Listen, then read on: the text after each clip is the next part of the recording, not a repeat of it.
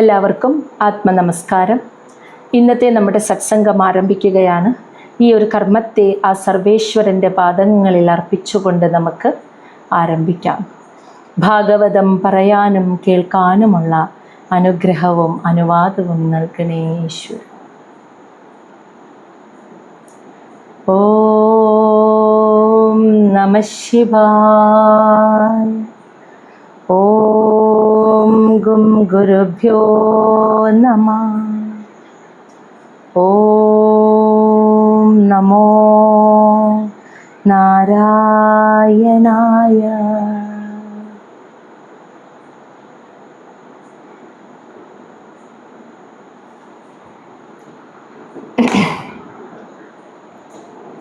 ശ്രീമദ് മഹാഭാഗവതം ചതുർത്ഥസ്കന്ധം അധ്യായം 27 ഇന്ന് ആരംഭിക്കുന്നത്.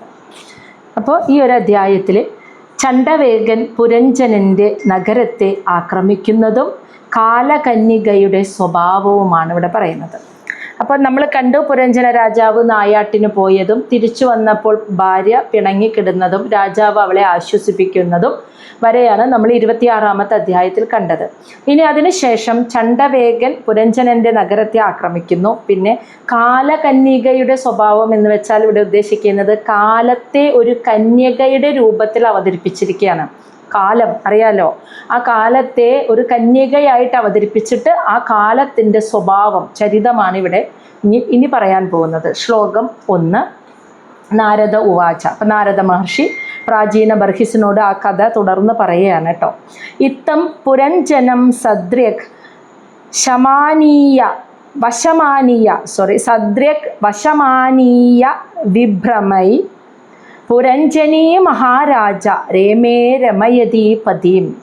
ഇത്തം ഇപ്രകാരം പുരഞ്ജന മഹാരാജാവ് സദ്രക് എന്ന് വെച്ചാൽ പൂർണ്ണമായും വശമാനീയ വിഭ്രമൈ എന്ന് വെച്ചാൽ ഭാര്യയുടെ സൗന്ദര്യത്തിൽ വശീകൃതനായിട്ട്, അതായത് വശീകരിക്കപ്പെട്ടിട്ട്, പുരഞ്ജനി എന്ന് വെച്ചാൽ പുരഞ്ജന രാജാവിൻ്റെ പത്നി. അവരുടെ പേര് പറയുന്നില്ല കണ്ടോ, പുരഞ്ജനി എന്നേ ഉള്ളൂ. പുരഞ്ജന രാജാവിൻ്റെ പത്നി ഇപ്രകാരം തൻ്റെ ഭർത്താവായ പുരഞ്ജനൻ പറയുന്നത് കേട്ടിട്ട്, പൂർണ്ണമായും ഭാര്യയുടെ സൗന്ദര്യത്തിൽ വശംവദനായിരിക്കുന്ന തൻ്റെ ഭർത്താവായ പുരഞ്ജന മഹാരാജാവ് പറഞ്ഞത്, അല്ലയോ മഹാരാജ എന്ന് വിളിക്കുന്ന ഇവിടെ നാരദ മഹർഷിയാണേ, പ്രാചീന ബർഹിസിനെയാണ് വിളിക്കുന്നത്. അല്ലയോ മഹാരാജാവേ, രമിച്ച് രമയതി പതി, എല്ലാ സന്തോഷത്തോടു കൂടി തൻ്റെ ഭർത്താവിനോടൊപ്പം അവൾ ജീവിക്കാൻ തയ്യാറായിരുന്നു. അപ്പോൾ പിണക്കൊക്കെ മാറി, രാജാവ് ആശ്വസിപ്പിച്ചപ്പോൾ പിണക്കൊക്കെ മാറിയിട്ട് പുരഞ്ജന രാജാവിൻ്റെ പത്നി തൻ്റെ ഭാര്യയിൽ പൂർണ്ണമായും വശംവദനായിരിക്കുന്ന രാജാവിനോടൊപ്പം സന്തോഷമായിട്ട് കുറേ കാലം അങ്ങനെ അവർ ഒരുമിച്ച് ജീവിച്ചു. അപ്പോൾ ആ ഒരു സുഖമായും സന്തോഷമായും ജീവിച്ചു പോരവേ എന്താണ് സംഭവിച്ചത്? ശ്ലോകം 2 സ രാജ മഹിഷീം രാജൻ സുസ്നാദാം രുചിരാനനം കൃത സ്വസ്തി അയനം തൃപ്താം അഭ്യനന്ദത് ഉപാഗതാം. ഹേ രാജൻ, അല്ലയോ പ്രാചീന ബർഹിസിനെയാണ് വിളിക്കുന്ന, അല്ലയോ രാജാവേ, സഹരാജ ആ രാജാവ്, പുരഞ്ജന രാജാവ്, മഹിഷി തൻ്റെ ഭാര്യയായിട്ടുള്ള പുരഞ്ജനി അതായത് തൻ്റെ ഭാര്യയെ, സുസ്നാദം അതായത് നന്നായി സ്നാനം ചെയ്ത്, രുചിരാനനം നല്ല ഭംഗിയിൽ മുഖമൊക്കെ അതായത് നല്ലോണം ആകർഷക അല്ലെങ്കിൽ മനോഹരമായ മുഖത്തോടു കൂടി, കൃത സ്വസ്തി അയനം മംഗളകരമായ നല്ല വസ്ത്രങ്ങളും ആഭരണങ്ങളും ഒക്കെ അണിഞ്ഞ് അലങ്കരിക്കപ്പെട്ടിട്ട്, തൃപ്താം പൂർണ്ണ സന്തോഷത്തോടെ, ഉപാഗതാം തൻ്റെ അടുത്തേക്ക് വരുന്ന രാജ്ഞിയെ അഭിനന്ദിച്ചു എന്ന്. അപ്പോൾ പിണക്കൊക്കെ മാറി അവിടെ നിന്ന് എഴുന്നേറ്റ് നന്നായി കുളിച്ച് നല്ല അലങ്കരിച്ച് എല്ലാ അലങ്കാരത്തോടും കൂടി തൻ്റെ അടുത്തേക്ക് വരുന്ന തൻ്റെ പത്നിയെ കണ്ടിട്ട് രാജാവ് അവളെ അഭിനന്ദിച്ചു. നന്നായി, ആ തീരുമാനം, പിണക്കം മാറി എണീറ്റത് നന്നായി എന്ന് പറഞ്ഞ് അഭിനന്ദിച്ചു.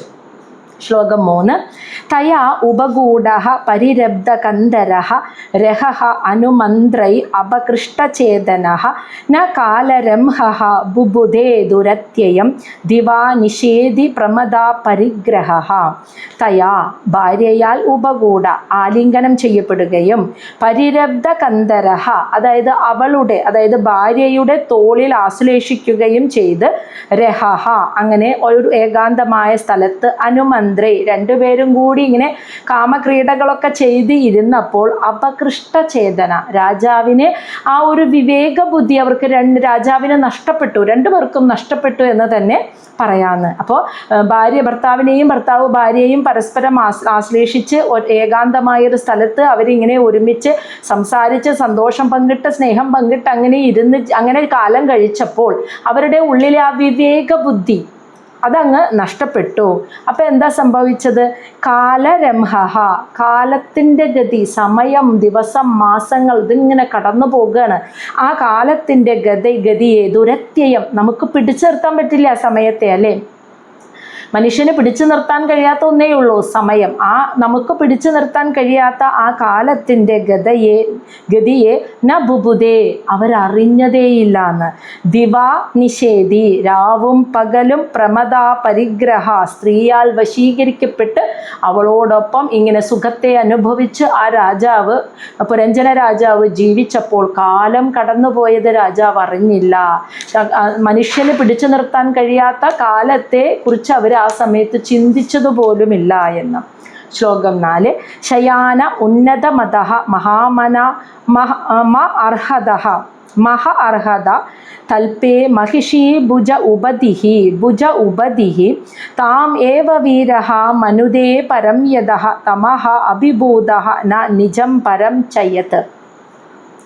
അങ്ങനെ രാജാവ് മഹാമന, നല്ല മനസ്സുള്ളവനും, ഉന്നത മത, വർദ്ധിച്ചു വന്ന മതം, അതായത് ആ സുഖ ആസക്തി നിറഞ്ഞവനും, എന്നാൽ നല്ല മനസ്സുള്ളവനാണ് പുരഞ്ജന രാജാവ്. അതാണ് നല്ല മനസ്സും എന്ന ഭാര്യയാൽ ആകർഷിക്കപ്പെട്ടിട്ട് വർദ്ധിച്ചു വന്ന മതത്തോടു കൂടിയവനുമായ ആ രാജാവ് മഹ അർഹ തൽപേ, വില കൂടിയ കട്ടിലിന്മേൽ മഹിഷി ഭുജ ഉപതി, ഭാര്യയുടെ കൈത്തണ്ട ഉപതി തലയണയാക്കിയിട്ട് ശയാന, അങ്ങനെ കിടന്ന് അങ്ങനെ താം ജീവിക്കുമ്പോൾ താം ഏവ, അവളെ തന്നെ വീരനായ ആ രാജാവ് യതഃ പരം മനുദേ, ഇതാണ് എൻ്റെ ഏതൊന്നാണോ പരമമായ ലക്ഷ്യമെന്ന് മനുദേ ചിന്തിച്ചു. അവളോടൊപ്പം സുഖമായി ജീവിക്കലാണ് എൻ്റെ ജീവിതത്തിൻ്റെ പരമമായ ലക്ഷ്യമെന്ന് രാജാവ് ചിന്തിച്ചു എന്ന്.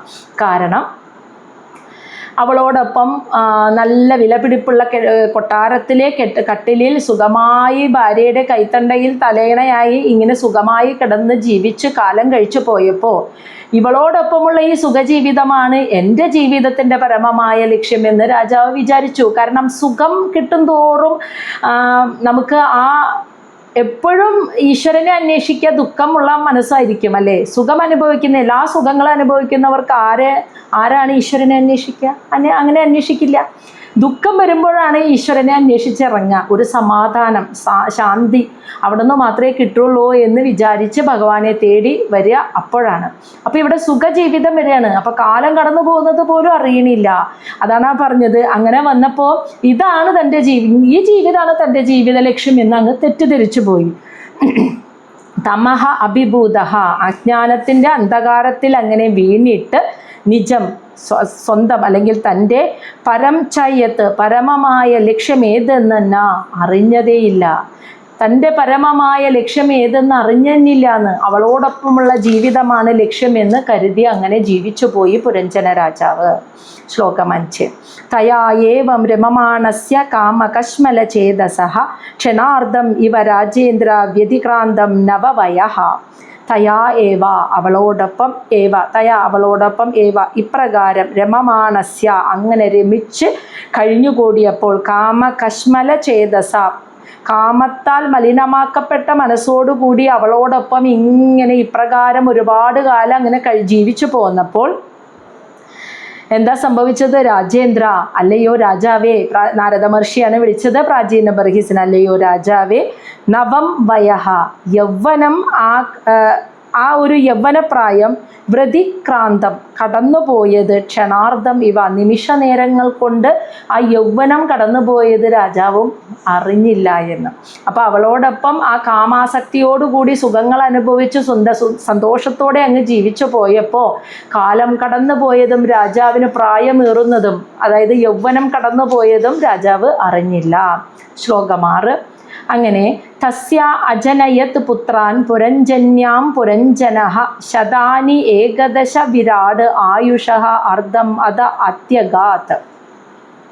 തസ്യ അവളിൽ അജനയത് ജനിപ്പിച്ചു പുത്രാൻ പുത്രന്മാരെ പുരഞ്ജന്യാം പുരഞ്ജനൻ്റെ പത്നിയായിട്ടുള്ള പുരഞ്ജന രാജാവ് പുരഞ്ജന്യാം എന്ന് വെച്ചാൽ സ്വന്തം ഭാര്യയിൽ പുത്രന്മാർക്ക് ജന്മം നൽകി. എത്ര?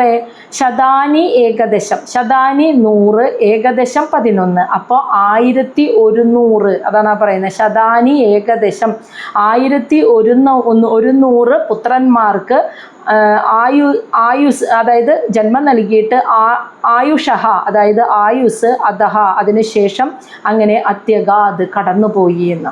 അപ്പോൾ സുഖമായി ജീവിക്കുന്ന ആ കാലഘട്ടത്തിൽ 1100 പുത്രന്മാർക്ക് ജന്മം കൊടുക്കുകയും ചെയ്തു. അങ്ങനെ ആയുസ് കടന്നുപോയി. ഇനി 1100 മാത്രമല്ല, ഇനിയുണ്ട്. അതാണ് ശ്ലോകം 7 പറയുന്നത്.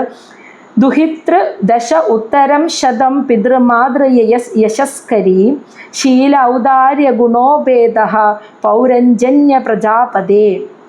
ദുഹിതൃ പുത്രിമാർക്ക്, ദശ ഉത്തരം ശതം, അതായത് 110 പുത്രിമാർക്ക്, പിതൃമാതൃ യശസ്കരി അച്ഛൻ്റെയും അമ്മയുടെയും സൽപ്പേര് വർദ്ധിപ്പിക്കുന്ന 110 പുത്രിമാർക്കും ജന്മം നൽകി.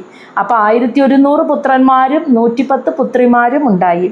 ആ പുത്രിമാർ ശീലം, സത്സ്വഭാവം, ഔദാര്യം, മഹാമനസ്കത, ഗുണോഭേദ എല്ലാ യോഗ്യതകളോടും കൂടിയവരായിരുന്നു. പൗരഞ്ജന്യ പുരഞ്ജനൻ്റെ പുത്രന്മാർ. പ്രജാപതി എന്ന് വെച്ചാൽ പുരഞ്ജന രാജാവിൻ്റെ പുത്രിമാർ നല്ല ശീലവും സ്വഭാവ ഗുണവും ഒക്കെയുള്ള എല്ലാ ഗുണങ്ങളും തികഞ്ഞ 110 പെൺമക്കളും ജനിച്ചു. 1100 ആൺമക്കളും പുരഞ്ജനന് അവളിൽ ജനിച്ചു. ശ്ലോകം 8. സ പാഞ്ചാല അധിപതി പുത്രാൻ പിതൃവംശ വിവർധനാൻ ദാരേ സംയോജയാം ആസ ദുഹിതൃ സദൃശൈ വരേഹി. സഹ പാഞ്ചാല അധിപതി, പാഞ്ചാല ദേശത്തിൻ്റെ ഇപ്പോഴത്തെ അധിപതിയായിരിക്കുന്ന ആ സഹ എന്ന് വെച്ചാൽ ആ പുരഞ്ജന രാജാവ് പുത്രാൻ തൻ്റെ പുത്രന്മാരെ പിതൃവംശ വിവർധനാൻ തൻ്റെ പരമ്പര നിലനിർത്തുന്നതിനായിട്ട് ദാരൈഹി സംയോജയാം ആസ അവർക്ക് യോജിച്ച സ്ത്രീകളെ പത്നിമാർക്ക് പെൺകുട്ടികളെ കൊണ്ട് അവരെ വിവാഹം കഴിപ്പിച്ചു എന്ന്. അതായത് ദാരൈഹി എന്ന് വെച്ചാൽ അതായത് മകൾക്ക് തുല്യമായിട്ട് അവരുടെ ഭാര്യമാരാക്കി അവർക്ക് ഓരോരുത്തർക്കും അനുയോജ്യമായ രീതിയിലുള്ള പെൺകുട്ടികളെ വിവാഹം കഴിച്ചു കൊടുത്തു. അതുപോലെ ദുഹിതൃ അദ്ദേഹത്തിൻ്റെ 110 പെൺമക്കൾക്കും സദൃശ്യവരേഹി അവർക്ക് ചേർന്ന വരന്മാരെയും വിവാഹം കഴിച്ചു കൊടുത്തു. അപ്പോൾ പുരഞ്ജന രാജാവ് വംശപരമ്പര നിലനിർത്താൻ 1100 പുത്രന്മാർക്ക് ചേർന്ന പത്നിമാരെയും കൊടുത്തു. 110 പുത്രിമാർക്ക് ചേർന്ന വരന്മാരെയും അവർക്ക് വിവാഹം കഴിച്ചു കൊടുത്തു. ശ്ലോകം 9. പുത്രാണാം ച അഭവൻ പുത്ര ഏകസ്യ ശതം യൈഹി വൈ പൗരഞ്ജനോ വംശ പാഞ്ചാലേഷു സമേധതഃ.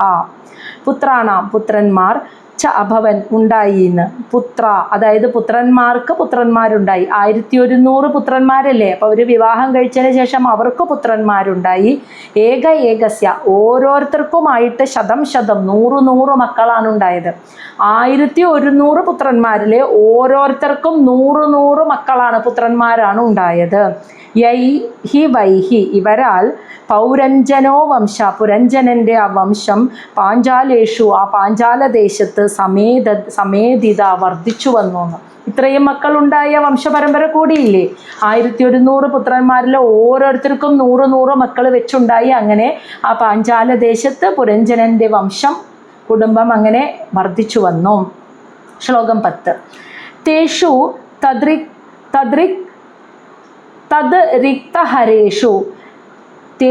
തദ്രിക്തഹരേഷു ഗൃഹകോശ അനുജീവിഷു നിരൂഢേന മമത്വേന വിഷയേഷു അന്വബദ്ധ്യത.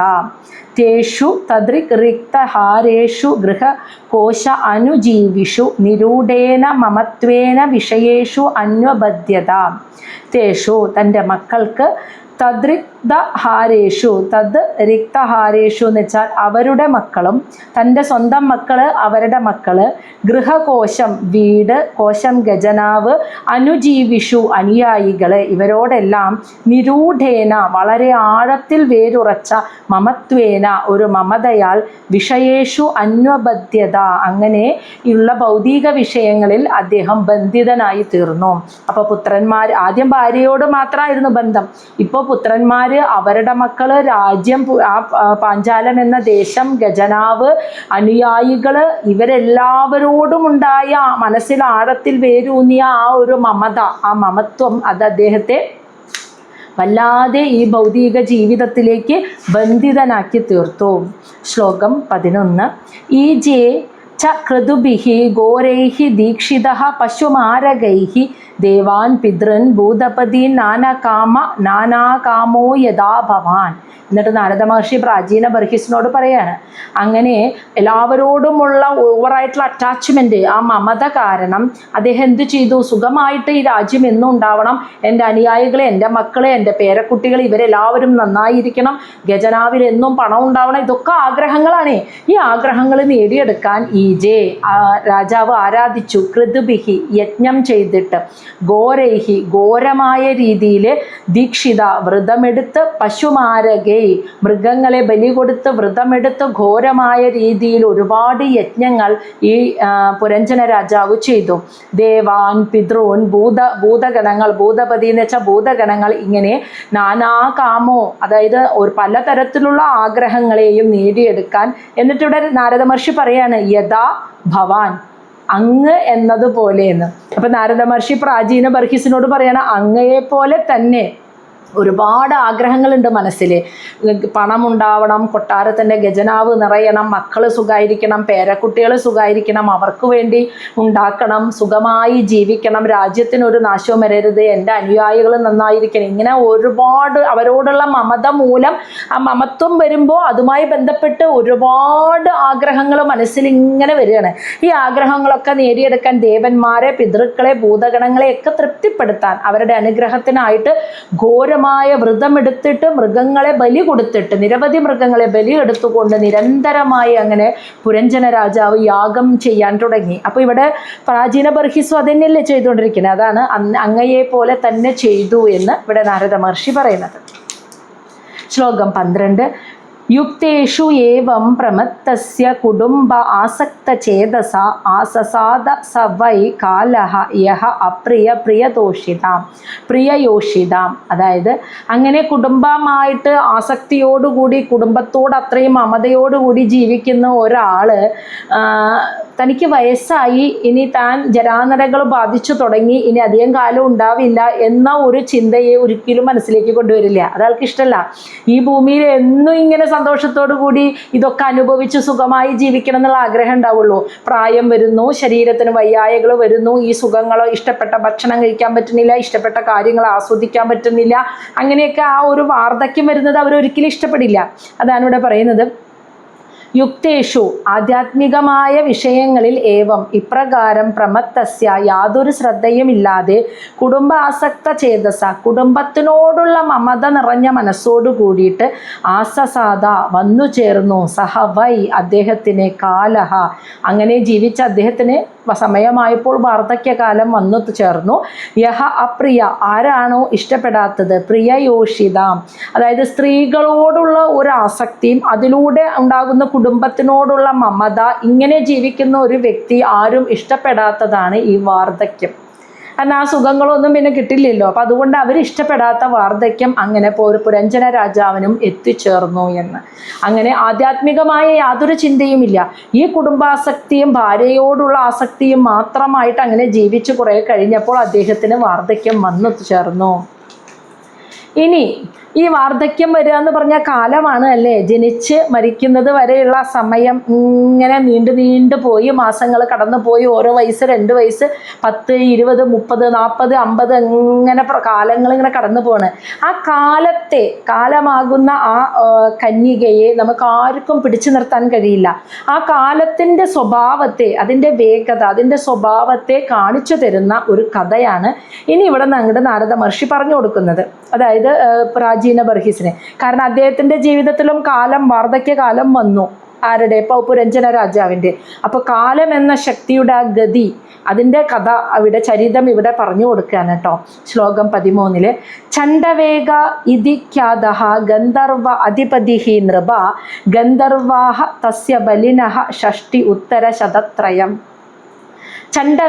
ചണ്ഡവേഗൻ ഇതി എന്നു പേരുള്ള ഖ്യാതഃ എന്ന് വെച്ചാൽ വിഖ്യാതനായിട്ടുള്ള ഒരു ഗന്ധർവ അധിപതി, ഗന്ധർവന്മാരുടെ രാജാവ്, നൃപ അല്ലയോ പ്രാചീന ബർഹിസെ, അങ്ങനെ ഒരാളുണ്ടായിരുന്നു. അദ്ദേഹത്തിന് തസ്യ ബലിന, അദ്ദേഹത്തിൻ്റെ കൂടെ നല്ല ശക്തിയുള്ള ഗന്ധർവന്മാർ, ഷഷ്ടി എന്ന് വെച്ചാൽ 60, ഉത്തരം എന്ന് വെച്ചാൽ അതിനു മുൻപ്, ശതത്രയം എന്ന് വെച്ചാൽ 300, ഷഷ്ടി ഉത്തര ശതത്രയം. അപ്പോൾ 360 ഗന്ധർവന്മാർ അദ്ദേഹത്തിൻ്റെ കൂടെ നല്ല ശക്തിയുള്ള സേനാനായകന്മാരായിട്ടും ഉണ്ടായിരുന്നു. അപ്പം ചണ്ഡവേഗൻ എന്ന പേരിൽ ഒരു ഗന്ധർവൻ, ആ കാലശക്തിയുടെ കഥ പറഞ്ഞു കൊടുക്കുകയാണ്. ചണ്ഡവേഗൻ എന്ന പേരിൽ ഒരു ഗന്ധർവൻ ഉണ്ടായിരുന്നു. അദ്ദേഹത്തിൻ്റെ കൂടെ നല്ല ബലവാന്മാരായിട്ടുള്ള 360 ഗന്ധർവന്മാർ അനുയായികളായിട്ടും ഉണ്ടായിരുന്നു. ശ്ലോകം 14 ഗന്ധർവ്യ താദൃശി അസ്യ മൈഥുനശ്ച സിത അസിതഃ പരിവൃത്യാ വിലുംബന്തി സർവകാമ വിനിർമ്മിതാം. ഗന്ധർവന്മാരുടെ പത്നിമാരായിട്ടുള്ള സ്ത്രീകൾ, താദൃശി എന്ന് വെച്ചാൽ അതുപോലെ, അസ്യ ഈ ചണ്ഡവേഗൻ്റെ കൂടെയുള്ള 360 സേനാനായകന്മാരായ ഗന്ധർവന്മാർക്ക് അതുപോലെ തന്നെ ഓരോരോ മൈഥുനശ്ച, അതായത് അവർക്ക് ഇണചേരുവാനായിട്ട് ഓരോരോ പത്നിമാർ, ഗന്ധർവ സ്ത്രീകളും കൂടെ ഉണ്ടായിരുന്നു. അപ്പം 360 ഗന്ധർവ സ്ത്രീകളും ഉണ്ട്. അവർ സിത അസിതഃ, കുറേ പേര് വെളുത്തവരും കുറേ പേര് കറുത്തവരുമാണ്. ഇവരാൽ പരിവൃത്യ ചുറ്റപ്പെട്ടിട്ട് സർവകാമ വിനിർമ്മിതം, എല്ലാ ആഗ്രഹങ്ങളും, ഒരുവൻ്റെ എല്ലാ ആഗ്രഹങ്ങളും പൂർത്തീകരിച്ചു തരുന്ന പുരഞ്ജനൻ വസിക്കുന്ന ആ പുരം എന്ന് വെച്ചാൽ ആ ഒരു പാഞ്ചാലപുരം, പുരഞ്ജനൻ്റെ പുരത്തെ വിലുംബന്തി ആക്രമിക്കാൻ തുടങ്ങിയെന്ന്.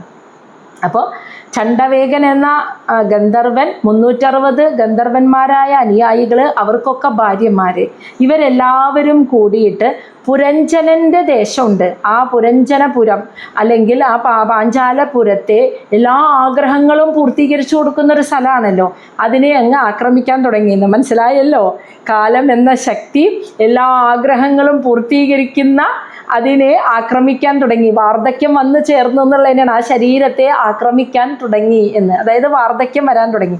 അത് പെട്ടെന്ന് അങ്ങോട്ട് വന്ന് ഓടിയാണ്ട് ആക്രമിക്കില്ല, പതുക്കെ ഇങ്ങനെ ആ രാജ്യത്തെ, ആ പുരത്തെ, പുരഞ്ജനപുരത്തെ ആക്രമിക്കാൻ തുടങ്ങി. അതായത് സാവകാശം നുഴഞ്ഞു കയറി വന്ന് പല രീതിയിലും അതിനെ ദ്രോഹിക്കാൻ തുടങ്ങി എന്ന്.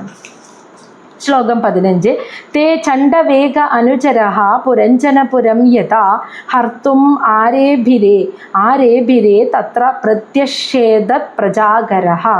തേ ആ ഗന്ധർവന്മാർ, ചണ്ഡവേഗൻ്റെ അനുചരന്മാരായ ഗന്ധർവന്മാർ, യഥാ എപ്പോഴാണോ പുരഞ്ജനപുരം ഹർത്തും ആക്രമിക്കാനായിട്ട് വരുന്നത്, ആരിഭിരേ എന്ന് വെച്ചാൽ ആരംഭിച്ചത്, തത്ര അപ്പോൾ തന്നെ പ്രജാഗരഃ ആ 5 തലയുള്ള ശിരസ്സുള്ള സർപ്പം പ്രത്യക്ഷേദത് അതിനെ പ്രതിഷേധിച്ചു കൊണ്ടിരുന്നു എന്ന്. അതായത് പുരഞ്ജനൻ്റെ പത്നിയെ സംരക്ഷിച്ചുകൊണ്ട് മുന്നിലൊരു സർപ്പം, 5 തലയുള്ള സർപ്പം നടക്കുന്നുണ്ടെന്ന് പറഞ്ഞല്ലോ. എപ്പോഴൊക്കെ ചണ്ഡവേഗൻ്റെ അനുയായികളായിട്ടുള്ള ഗന്ധർവന്മാർ പുരഞ്ജനപുരത്തെ ആക്രമിക്കാൻ വരുന്നുവോ അപ്പോഴൊക്കെ കാവൽക്കാരനായിട്ട് നിൽക്കുന്ന 5 തലയുള്ള ആ സർപ്പം അതിനെ ശക്തമായി പ്രതിഷേധിക്കുകയും ചെയ്തിരുന്നു എന്ന്. അപ്പോൾ ഇന്ന് ഈ 15 ശ്ലോകത്തോടു കൂടി നമ്മളിവിടെ നിർത്തുകയാണ്. അപ്പോൾ പുരഞ്ജന രാജാവ് സമാധാനിപ്പിച്ചപ്പോൾ ഭാര്യയുടെ പിണക്കം മാറി, അവരങ്ങനെ സന്തോഷത്തോടു കൂടി ഒരുമിച്ച് അങ്ങോട്ട് ജീവിക്കുകയാണ്. ആ സുഖമായുള്ള ജീവിതത്തിൻ്റെ ഇടയിൽ കാലം കടന്നു പോകുന്നത് പോലും അവരറിയുന്നുണ്ടായിരുന്നില്ല. 1100 പുത്രന്മാരും 110 പെൺമക്കളും ഉണ്ടായി അദ്ദേഹത്തിന് അവളിൽ. അതിൽ 1100 പുത്രന്മാർക്കും അത്ര തന്നെ ഭാര്യമാരും ഉണ്ടായി, അത്ര തന്നെ അതിൽ 100-ലധികം പുത്രന്മാരും അവർക്കുണ്ടായി, ഒരുപാട് പുത്രന്മാരും അവർക്കുണ്ടായി. അവർക്കൊക്കെ അനുയോജ്യമായ രീതിയിൽ മക്കളെയൊക്കെ വിവാഹം കഴിച്ചു കൊടുത്തു.